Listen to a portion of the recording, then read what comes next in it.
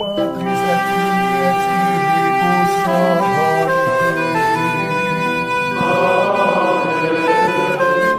Dominus vobiscum.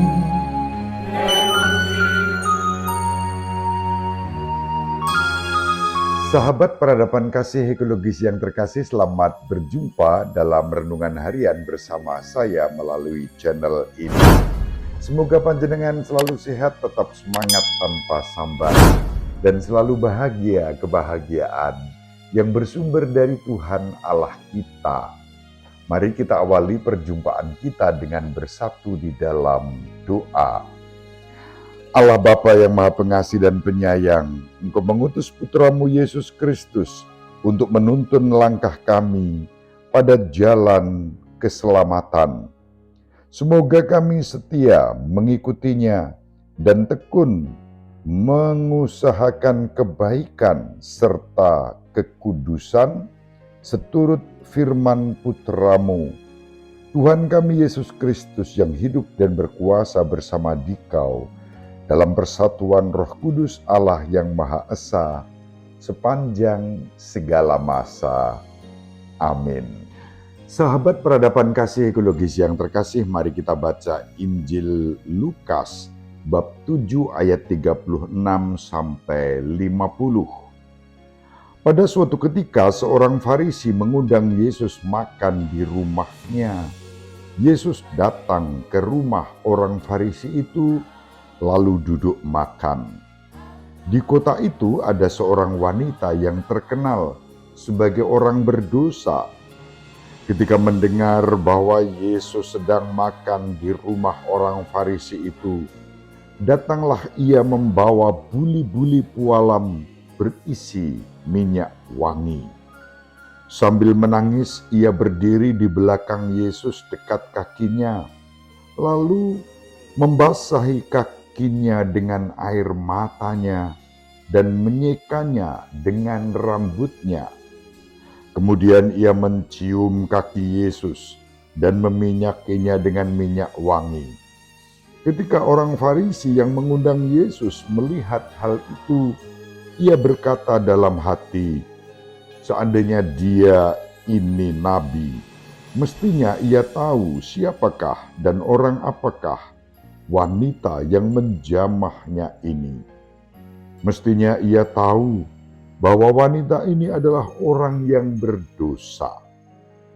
Lalu Yesus berkata kepada orang Farisi itu, Simon, ada yang hendak kukatakan kepadamu. Saud Simon, katakanlah guru. Ada dua orang yang berutang kepada seorang pelepas uang, yang seorang berutang 500 dinar, yang lain 50. Karena mereka tidak sanggup membayar, utang kedua orang itu pun dihapuskannya. Siapakah di antara mereka yang akan lebih mengasihi dia? Jawab Simon, aku sangka yang mendapat penghapusan utang lebih banyak. Kata Yesus kepadanya, betul pendapatmu itu. Dan sambil berpaling kepada wanita itu, Yesus berkata kepada Simon, engkau melihat wanita ini? Aku masuk ke dalam rumahmu, namun engkau tidak memberi aku air untuk membasuh kakiku. Tetapi wanita ini membasahi kakiku dengan air mata dan menyekanya dengan rambutnya. Engkau tidak mencium aku, tetapi sejak aku masuk, ia tiada henti-hentinya menciumi kakiku. Engkau tidak meminyaki kepalaku dengan minyak, tetapi ia meminyaki kakiku dengan minyak wangi. Sebab itu, aku berkata kepadamu, dosanya yang banyak itu telah diampuni, karena ia telah banyak berbuat kasih. Tetapi orang yang sedikit diampuni, sedikit pula ia berbuat kasih. Lalu Yesus berkata kepada wanita itu, "Dosamu telah diampuni."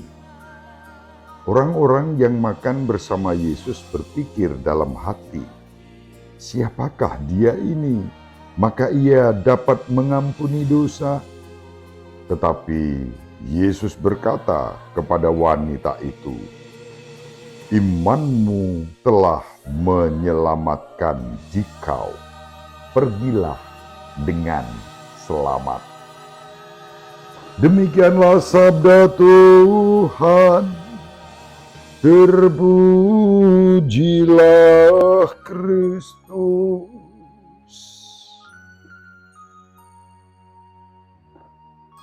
Sahabat peradaban kasih ekologis yang terkasih, kasih dan pengampunan dari Tuhan Allah kita melalui Yesus Kristus dramatis, luar biasa, istimewa.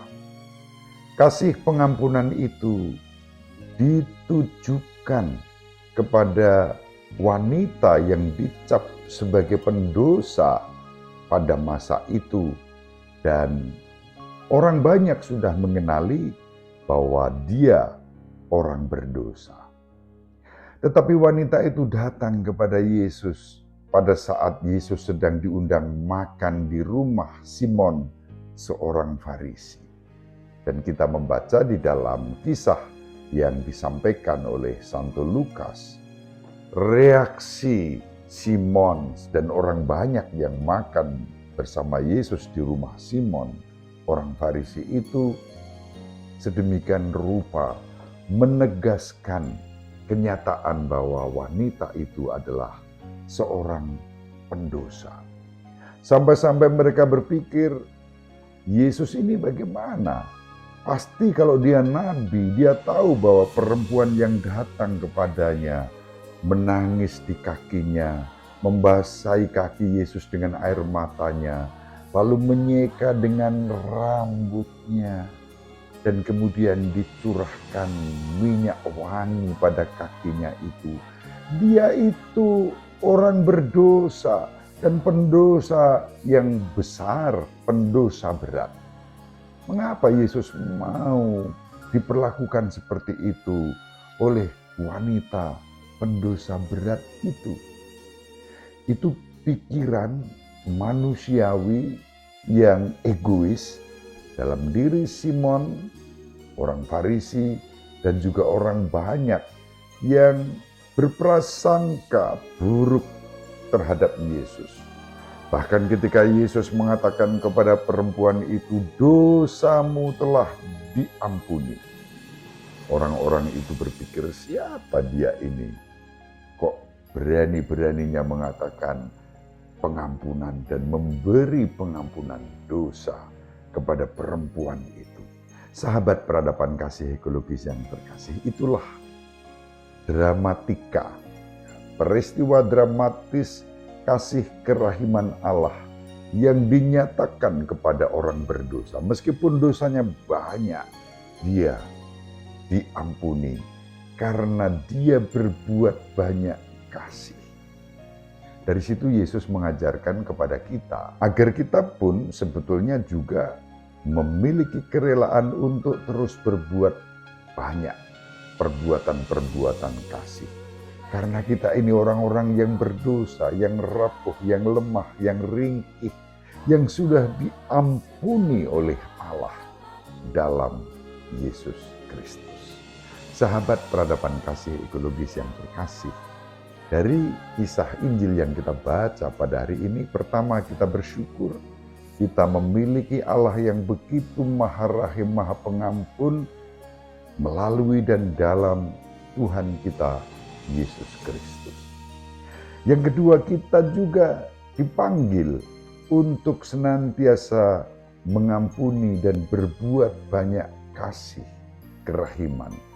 Perbuatan-perbuatan kasih menunjukkan rasa syukur kita atas pengampunan Allah yang maha rahim, yang selalu dicurahkan di dalam kehidupan kita. Yang ketiga, Mari kita tidak mengembangkan pikiran-pikiran yang negatif terhadap sesama kita. Karena Allah sendiri, Allah yang Maha Rahim, mengampuni kita kalau kita berbuat banyak kasih juga di dalam kehidupan kita ini. Di samping juga kita mengampuni orang lain yang bersalah kepada kita. Dan yang terakhir, kita belajar dari Tuhan kita Yesus Kristus. Dikatakan Yesus makan dan memenuhi undangan orang Farisi.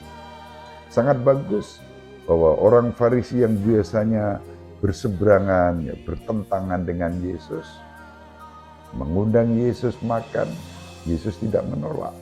Yesus datang, makan bersama mereka, dan dalam situasi itulah dramatika kerahiman Allah terjadi.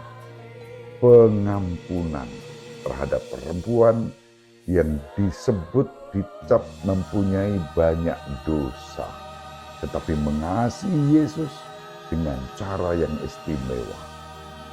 Kasih kita kepada Yesus yang secara istimewa kita persembahkan mendatangkan kerahiman Allah di dalam kehidupan kita. Ibu Maria selalu mendoakan kita, Bapak Yosef merestui kita dengan keheningannya.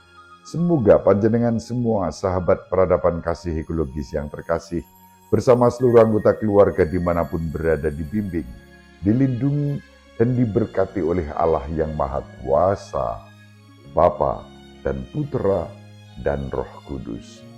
Amin.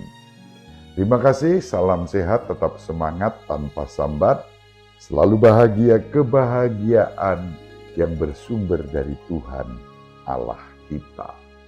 Salve, shalom, salam sejahtera, berkah dalam.